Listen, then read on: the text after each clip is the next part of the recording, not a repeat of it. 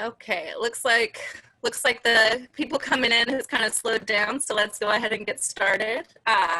Welcome to the Association of Rice Alumni's series, Brains in a Bar. I wanted to start with a few housekeeping items.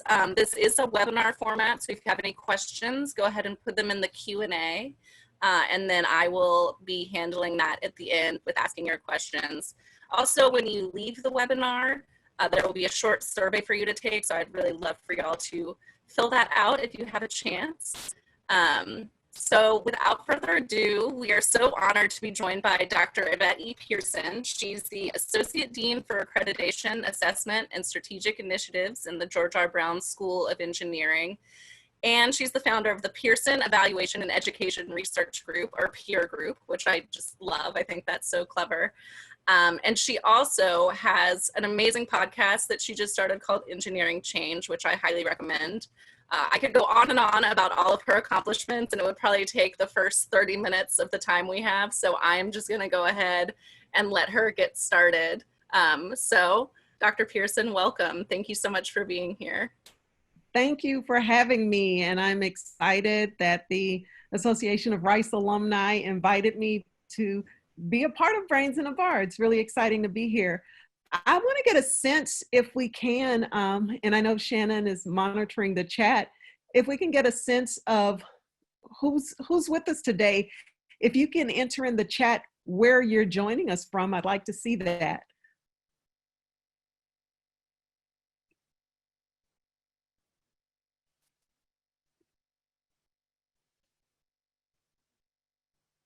All right, I see Colorado, Austin, Houston, Will Rice College, that is very local, Vancouver, Oklahoma, Maryland, Massachusetts, Mexico, New Jersey, excellent. Los Angeles, I hope you guys are okay out there. Retired engineer at home in Spring, I'm jealous. Santa Fe. Well, thank you all so much for being here. I really appreciate you taking time out to join me. I'll just share a little bit. And as I told Kate, I want to make sure we have a lot of time for questions at the end and for interactions. She mentioned at the start that I do have a podcast called Engineering Change, and really it started with really a lot of the work I've been doing over the last 25 years, which has been very heavily focused on improving equity and inclusion in engineering education and ultimately in engineering practice. And when I look at that, I look at it really with two different lenses. One is, how can we broaden the participation or ensure the full and equitable engagement of people from all sorts of diverse identities in engineering education and practice? But then also, how do we train our engineers to be more inclusive in the way that they design? Or how can we be more inclusive in our research? And what we do as engineering, I think there is often a disconnect between our work and the technical aspects of our work and the impacts on humanity. And that's something I've been working very hard to really flip the script on, to be able to recognize that absolutely everything that we do is humanitarian engineering. And so a few years ago, I started using the concept redefine engineering and engineering education. So it's re-image who we see as engineers and what we see as engineering, DeSilo academic problem solving and academic programs, I should say problem solving and academic programs, and then fine-tune the culture and climate of our academic institutions and our engineering organizations so that they're conducive to everyone's success. So redefine engineering and engineering education. When I look at the re part, again, that's re-imaging who we see as engineers and what we see as engineering. A few years ago when I was living in Virginia, I did a middle school outreach activity that involved middle school girls. And I put posters or post-its on the walls, and I drew axes on them. And for each axis, I would label kind of opposite characteristics. So on one end, I might have that engineers help or don't help people. On another axis, I might have at opposite ends, engineers are, you know, good communicators or not good communicators. On another graph, I might have things related to our ability to work effectively as teams, and all of these different characteristics. And what I did was explain the different quadrants to the young women and gave them colored dots and asked them to place the dots on the board where they felt engineers landed. So by and large, the dots landed in a place that broke my heart. The perception was that engineers are not good communicators. They couldn't make the connection between engineers and what we do to help people. They didn't think engineers were good team players. And there's this, you know, kind of a Dilbert perception of us with kind of the nerds with the glasses like the ones I wear. And I am a self-professed nerd, but the pocket protectors, and we work in little cubicles and we don't want to talk to anybody, and we have these, you know, standoffish personalities. And so I was like, man, we've really got to re-image ourselves, and connected to that is re-imaging what we do. When you, back again a few years ago, when I first came up with the redefine concept, I did a Google search of the term engineer. And I came up with, and I would say probably within the first 100 items, everything was an inanimate object. There were gears, there were computers, there were all these different things, but nothing that said engineers do something to benefit humanity. Engineers do things to benefit society. And so I was like, okay, we've really got to change that imaging. Now, I will say more recently, I think probably within the last 6-7 months or so, I redid the same search, and I did find some evidence of people, maybe a hand. So I guess that's progress. And then when you do the search of engineers, then you start to see again, just kind of a homogeneous image. By and large, you're going to see a white male. By and large, they're going to wear a hard hat. And my background is civil engineering. I've worked in construction, so I have nothing against hard hats, but I just want to know when the hard hat became the symbol of engineering universally. Because again, I think although when we see construction, we can often recognize that it's there for the benefit of people, whether it's for transportation or for office buildings or what have you, but it doesn't necessarily speak that language very loudly. So again, just re-imaging what it is that we see. And then thinking about also that not all imaging is, I guess, pictorial.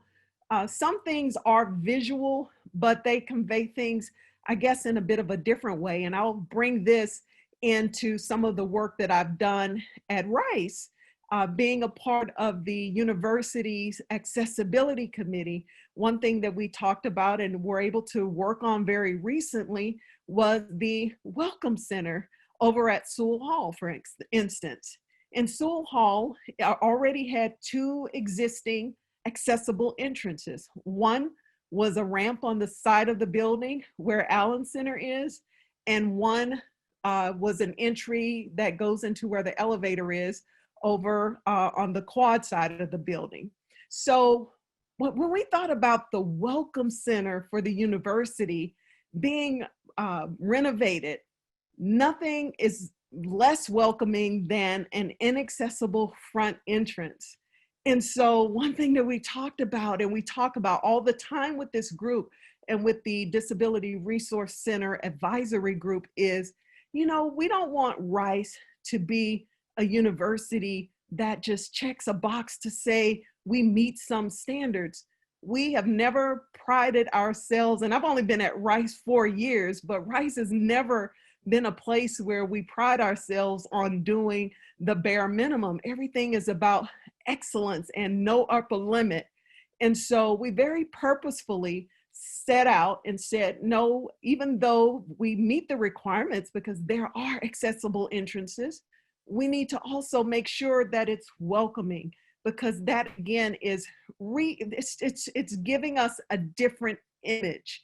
And so so one thing that I push, and I brought the Rice example in, is that in engineering, when we start looking at codes and standards, whether it's for accessibility, whether it's for some development in the community, it's very important that we make sure that it's done in an equitable and a just way to make sure it best serves the needs of the communities. And one thing I emphasize is the importance of designing with and not just for people.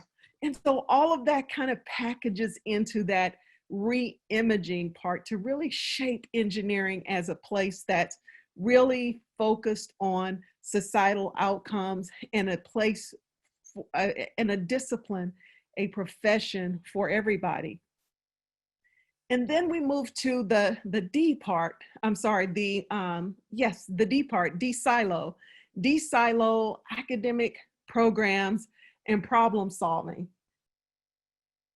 In most places, the vast majority of programs are set up so that you take your engineering courses here, you might go over here for science and math, and then you go over here for your social sciences, and then you go somewhere else for other electives.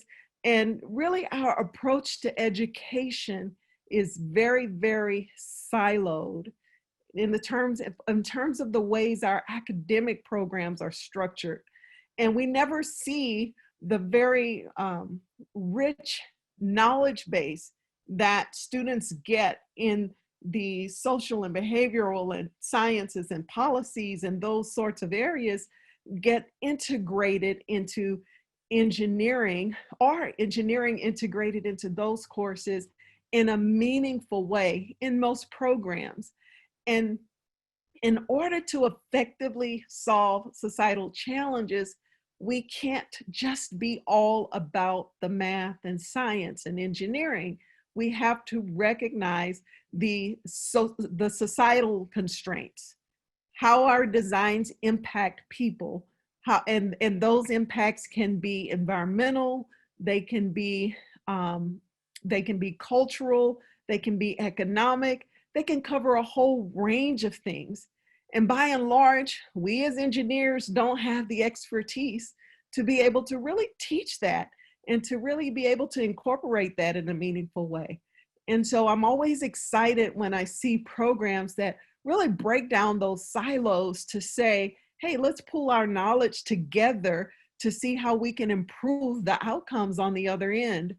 Back in 2014, the National Research Council of the National Academies published a report on Convergence, and it focused on the transdisciplinary approaches to solving societal challenges.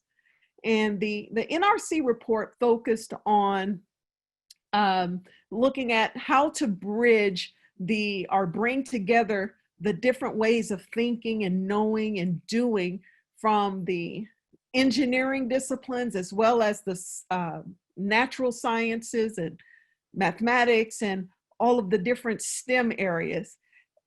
NSF then kind of took that in 2015 and took Convergence on as one of its 10 big ideas.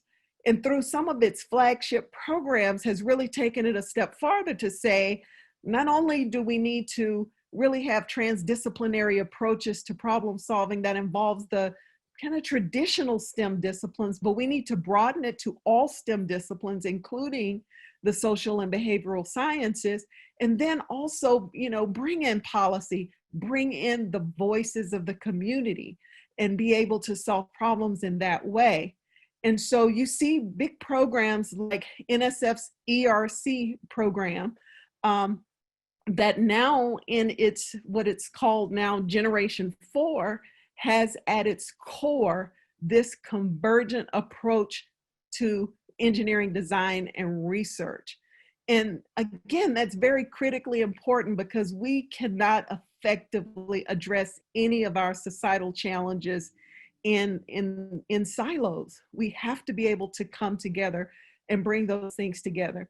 And I'll reemphasize here, especially in my field, civil and environmental engineering, just the importance of engaging with the communities that we serve.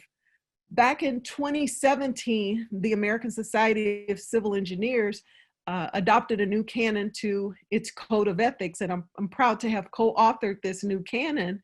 And it's Canon 8, and it requires fair and equal treatment of everyone, which again, that should go without saying, but we had to put it into the code of ethics. But one of the principles within Canon 8, one of the principles of practice, is that civil engineers shall consider the diversity of the community and endeavor to include diverse perspectives in the planning and performing of our work. And that gets again to this notion of, let's develop shared vision with communities about the solutions to the challenges that we're there to help with, and not this buy-in approach that says, hey, I'm the engineer, I know best, and here's what we have for you.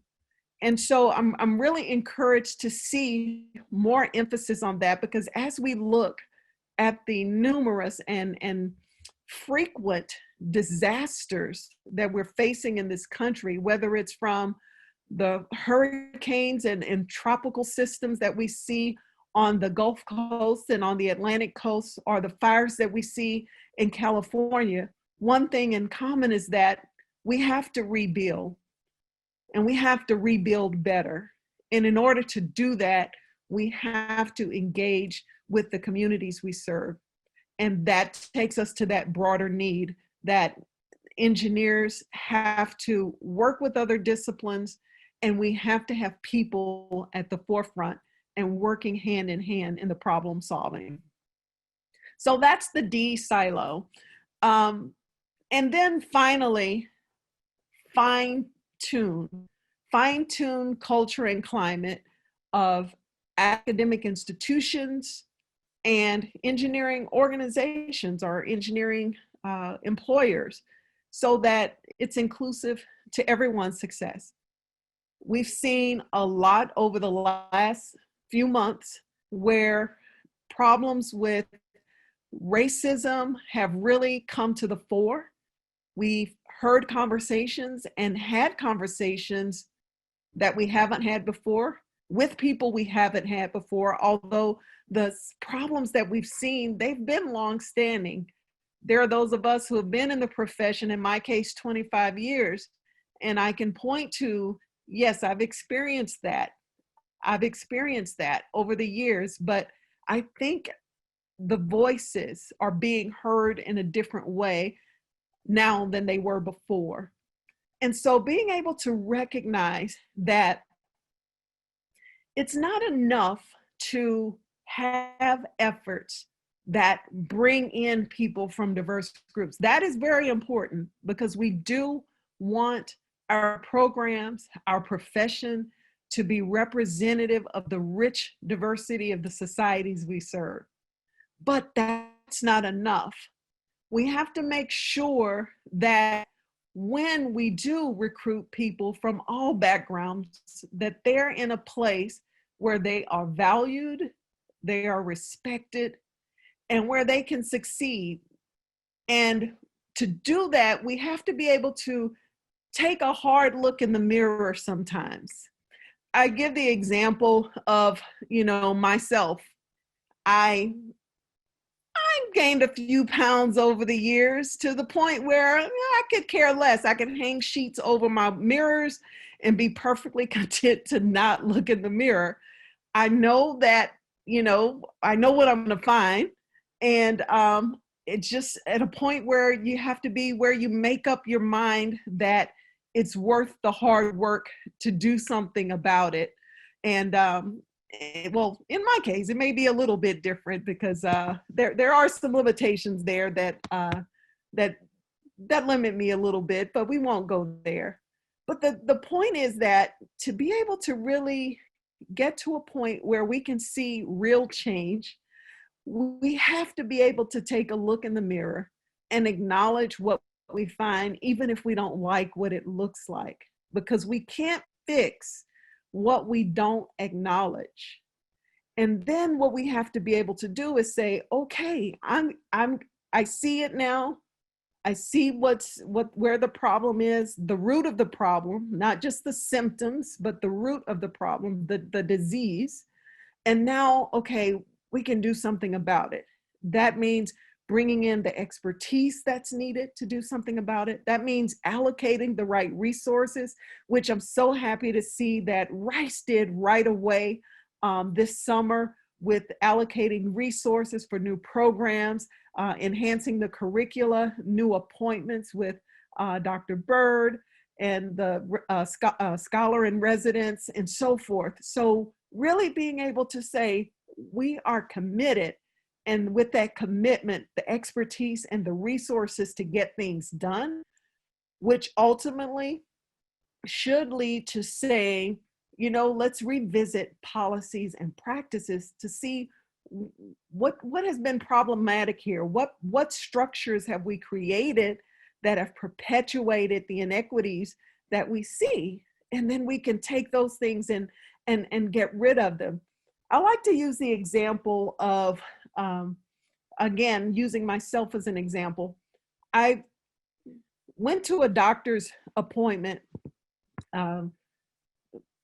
back years ago, and I was having a pain in my hip. I remember the doctor taking x-rays, and when he was looking at the x-rays, he said, I wouldn't even believe this was your x-ray if you weren't sitting right here in front of me, because it just looked, he told me it looked like the x-ray of a much older person because there was so much damage. And so he concluded that, I needed major surgery. And I'll step back and say this. So I mentioned that I went to him because I had pain. The pain was a symptom, in the field of medicine. And I know there are probably people on the call who speak this language a lot more than I can. I can only speak it from a person that's been in pain. But pain is a symptom. It's something that, the patient feels, but there's not necessarily any evidence of it that the doctor can observe in any way. And then there are signs. There are signs like when he looked at my x-ray and saw the damage, or if you're thinking in terms of, a cold or flu or whatever, you think about the sign being maybe the fever that manifests when there's some sign of a bacterial or viral infection. But anyway, so I had the symptom. I went to the doctor. He saw the sign that something was wrong by my x-rays, and I ended up having a diagnosis of a particular disease. And ultimately, he said because I was so young, he did not want to do the surgery that was required. So he gave me pain meds, and the pain meds only treated the symptoms I was experiencing. It helped to subdue the pain, not completely get rid of it, but subdue it enough that I could keep functioning. And I think that by and large, in our efforts in engineering and other places more broadly, we focused a lot of efforts on pain meds, fixing the symptoms. We do one more outreach activity because we want to reach out and make sure women are involved, or students of color are involved, or students from economically disadvantaged households are involved. And that's good, but by itself, it's not enough.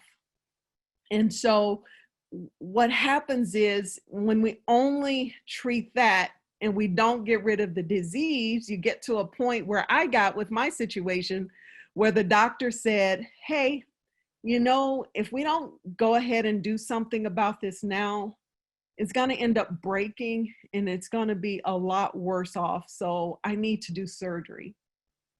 And I ultimately had the surgery. And after the tough rehab that came after the surgery, because it was tough to go through, but after I went through that tough period, I couldn't even remember that anything was wrong. It was just, I guess I had gotten to a new normal that felt good. And that's what I'd like to see happen with our engineering programs, with our engineering companies, employers, our organizations, our universities, that we can not only treat the symptoms, deal with the symptoms and the signs, but be able to do the surgery when it's needed. You know, if you have to go in and cut out the joint and reconstruct it, realizing that, yes, it's a painful experience. Yes, it takes some time to do that and to recover from it. But on the other end, we're all the better for it. And so that's where I'm really, really hoping to see things move, to fine tune our climate and cultures so everyone can succeed. So I hope I have enlightened just a little bit in redefining engineering education, reimaging who we see as engineers and what we see as engineering, DeSiloing our academic programs and our approach to problem solving, and fine-tuning our culture and climate so everyone can thrive, everyone can succeed. Thank you, and I'll spend the next, I guess, half hour or so with questions. Awesome, thank you so much. We actually have two people with their hands raised, so I might just let them ask you some questions themselves. So first up is Karen Flack. Hi, Karen. Do you have a question?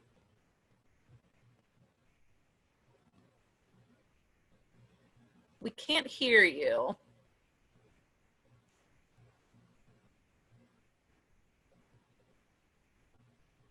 Here, let me try. We'll get back to you, Karen. Jamie? Do you have a question for us?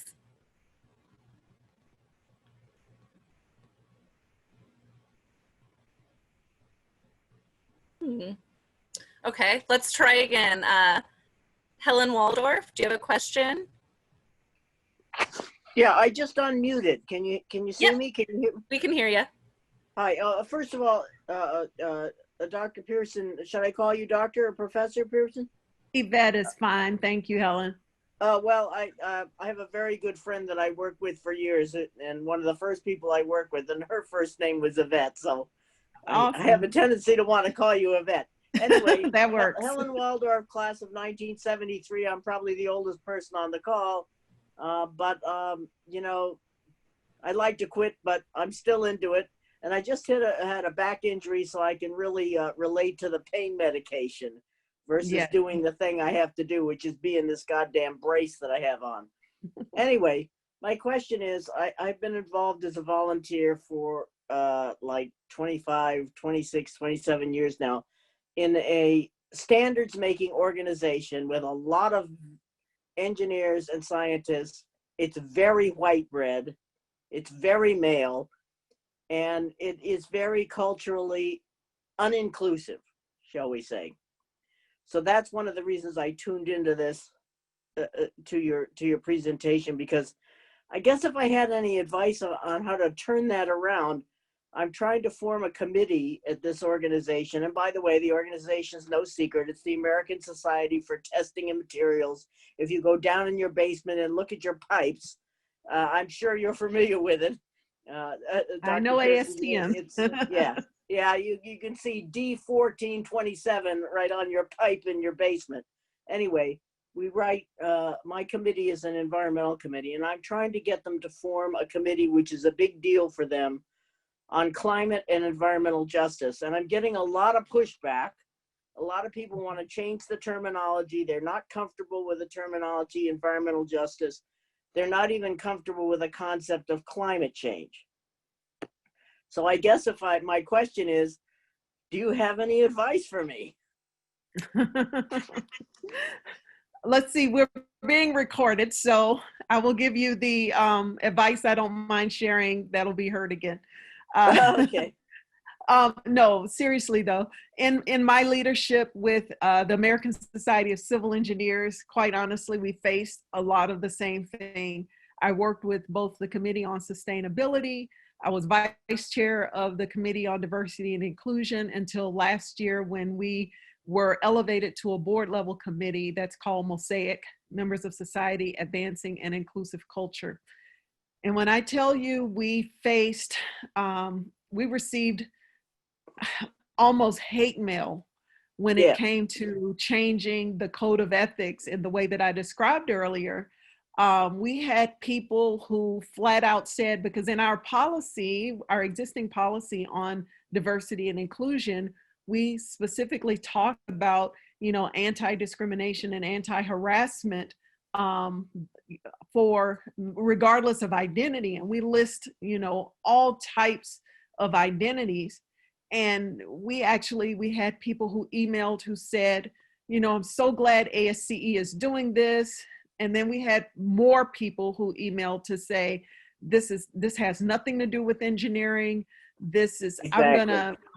I'm gonna drop my membership. I cannot endeavor to include diverse perspectives in my work. This is a political agenda. This is all of this.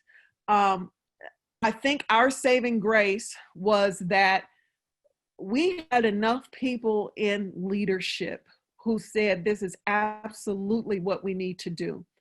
And so, I mean, this might not be the immediate fix, but I think it has a lot to do with the leadership and really looking at, what the leaders stand for as people are appointed, as people are elected at different levels.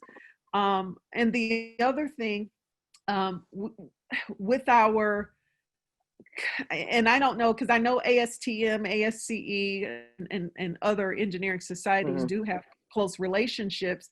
I don't know to what extent it might be beneficial to maybe go in and point to some of the existing ASCE policies that get really to the heart and soul of this. So there is a policy on sustainability. I think it's policy number 418, if I'm not mistaken.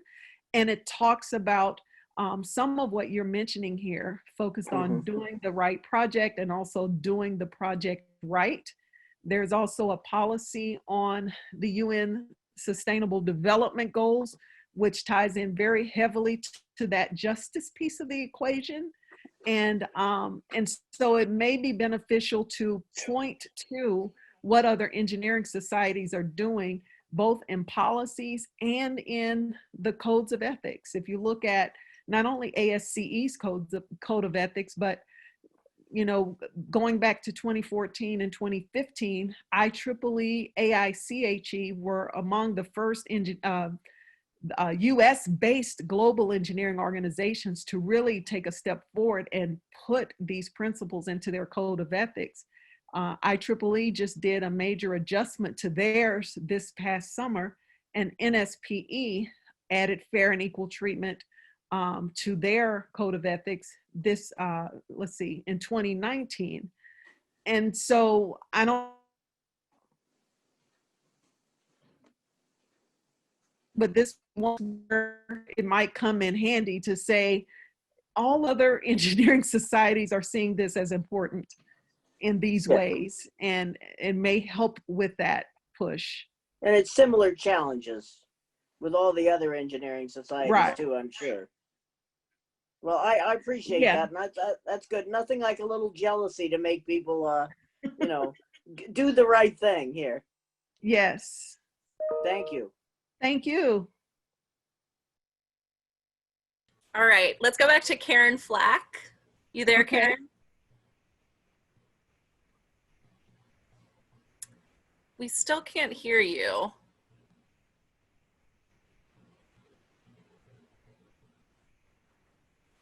No, because I see that you're unmuted. I don't know what it is.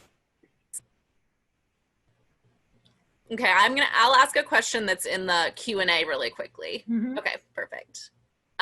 So I'm gonna combine these questions. It's kind of about campus-wide collaboration on diversity and inclusion. And someone mentioned that the School of Architecture, architects suffer kind of the same issues.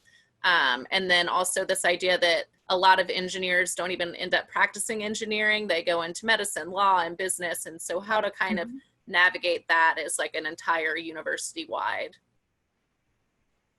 Yeah, and thank you. I have not, and I see the question here, I have not connected with the faculty in architecture.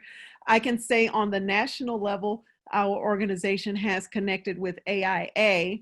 And actually on the national level, there are some things that AIA is doing that we're actually following in the footprints of. And so I don't know to what extent that may or may not be trickling down to the you know, different architecture programs, but it's definitely something to explore. So thank you for that.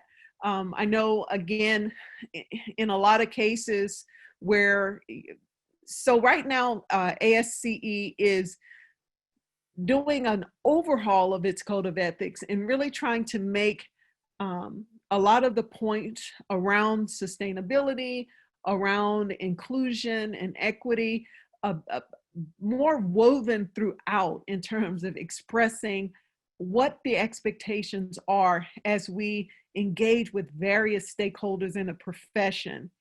And so one of the conversations that has come up is, you know, if the civil engineer isn't the decision maker, and part of that comes in sometimes when we are working alongside architects, when we're working for a specific client and what have you, you know, what's our level of responsibility? And to me, I don't think our responsibility stops. We may not be able to be the one in responsible charge to make the decision, but we can certainly put it on the table. And sometimes that's where the responsibility is. So again, thank you for the comment about architecture. As far as the other disciplines, yeah, I do know that through the Rice Center for Engineering Leadership and their certificate program, they have a very, very, I guess, sharp focus on that very fact that a lot of engineers don't go into engineering, that they do go into other professions like medicine and law and so forth.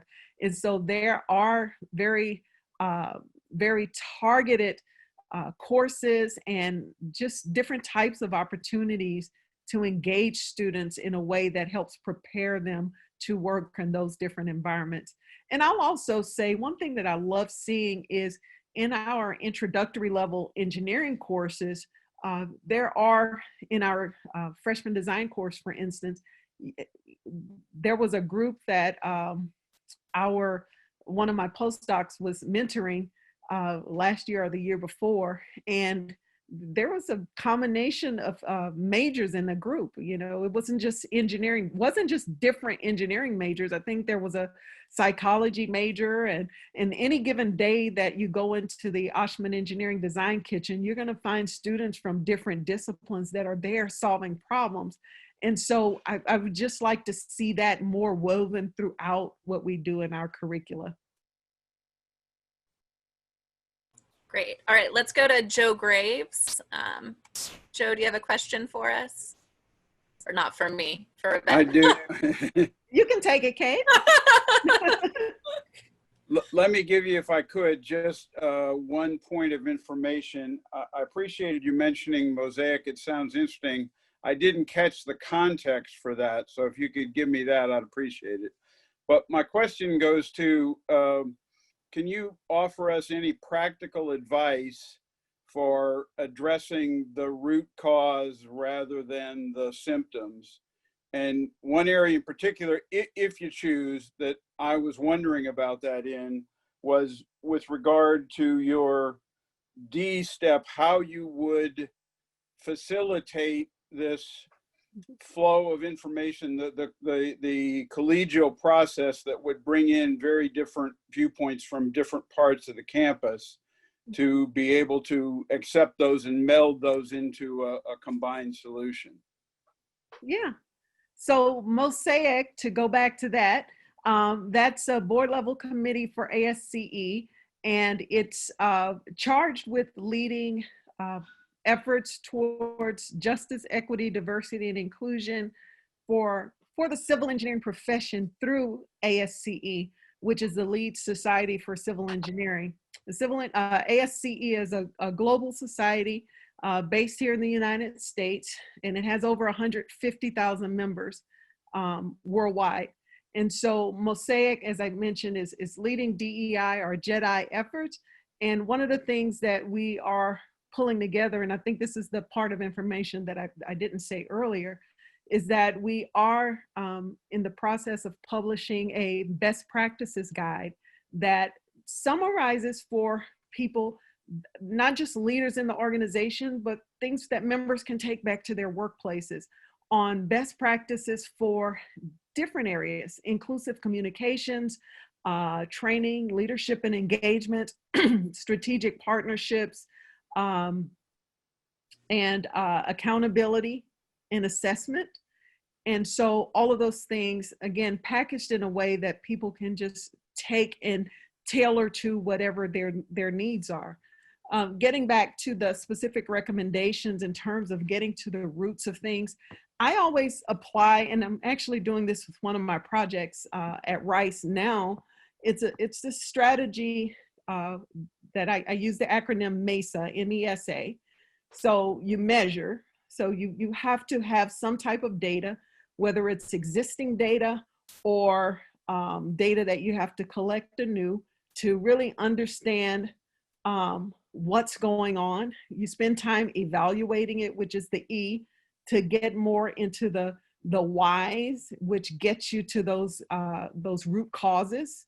And then the S is to strategize. And so that would be applying evidence-based strategies to, excuse me, let me take a step back, because part of the evaluation step and understanding the why is then figuring out what your goals are, what your equity targets are, how are you going to close the gaps or whatever it is that you find. And then the S would be the strategies, the evidence-based strategies that you apply that are specific to that context, specific to that problem that you identify. And then the A is to act, take the action, but then it has to be a loop to have that continuous improvement to see how well you're doing and to make changes as you go along.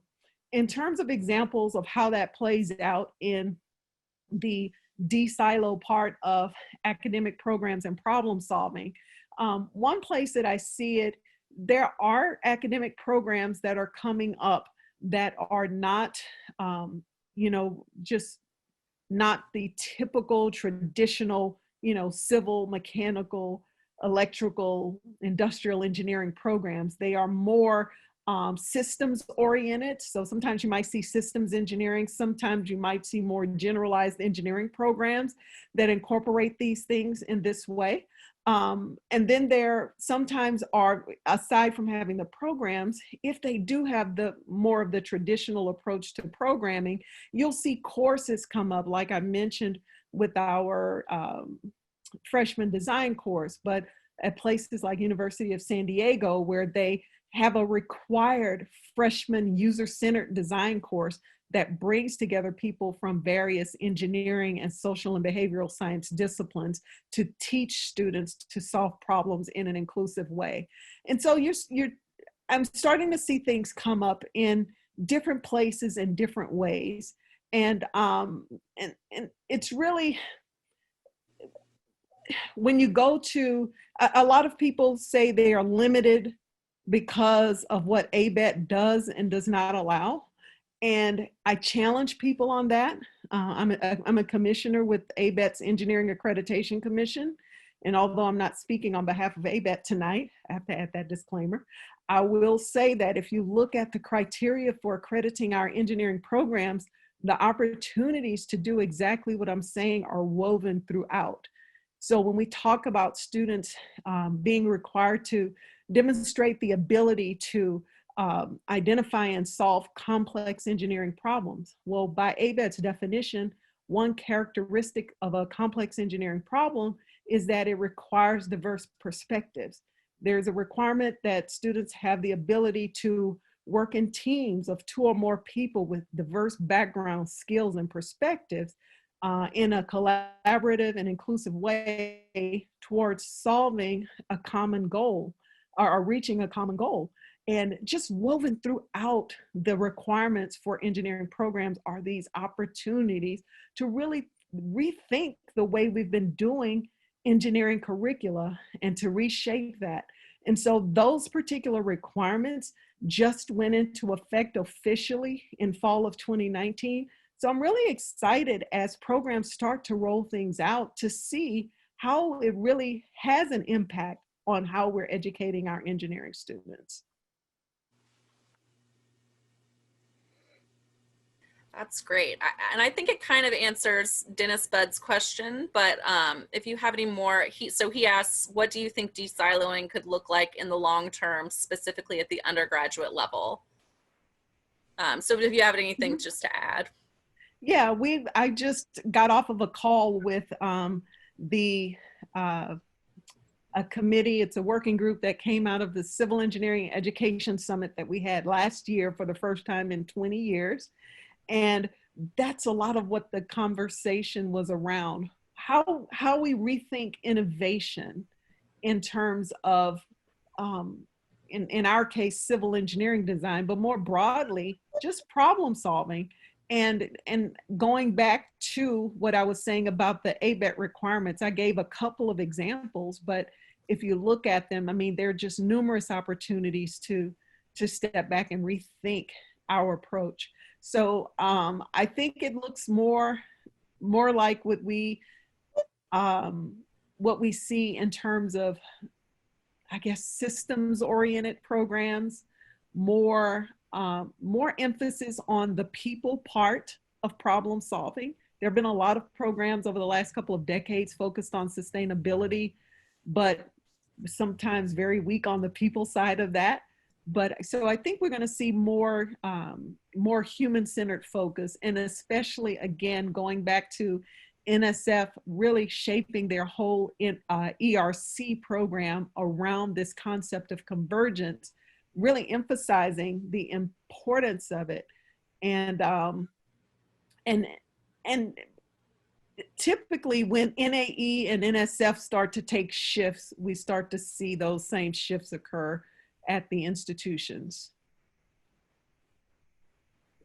Cool. All right, we're gonna go to Alex and then Cheryl. I promise we'll get to your question.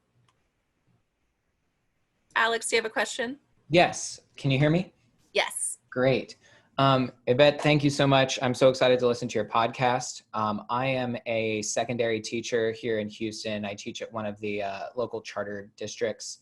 And I got my civil degree at Rice in 2016 and actually still work with some of the professors at the OEDK. My question for you is, you know, a lot of the changes that I see happening, a lot of the shift in the, I guess, the better direction for the field of engineering seems to be happening at the university level, and secondary schools are just now jumping on the bandwagon for STEM, missing the human piece. When I talk to my colleagues about engineering, they think of it very siloed, technology-based. What sort of tools do you have in the lab, forgetting that human piece? What advice do you have as myself as a secondary educator, to promote that at my level and to impact change in Houston and the secondary level at large? Thank you, Alex, for your question, and thank you for listening to the podcast. First of all, I'm going to ask you to please reach out to me outside of this, and I can help you connect to some folks. I think one strong way to do it, I don't know to what extent you might have engaged with or might even be aware of programs that are funded by NSF called RET, Research Experiences for Teachers. RICE holds several of those, hosts at least a couple of those programs through our Office of STEM Engagement, RSTEM. Mm-hmm. And what RET does is takes what faculty members are doing in the research areas and brings in K-12 teachers to bring them into the research labs and then help them tailor lessons that they can then take back to the classroom. I bring that up because number one of our centers, one of our ERCs on campus, NEWT, the Nano Enabled Water Treatment Center, Mm-hmm. is focused on, making sure there's, access to clean water globally. And we have an RET that's funded out of there. And with that focus on this convergence and the importance of the people part of the problem solving, that factors into the problem solving that the teachers are exposed to and how they can integrate that into their teaching. The other thing is with this newest round of funding, NSF just is in the process now of soliciting proposals to a recently revised RET program.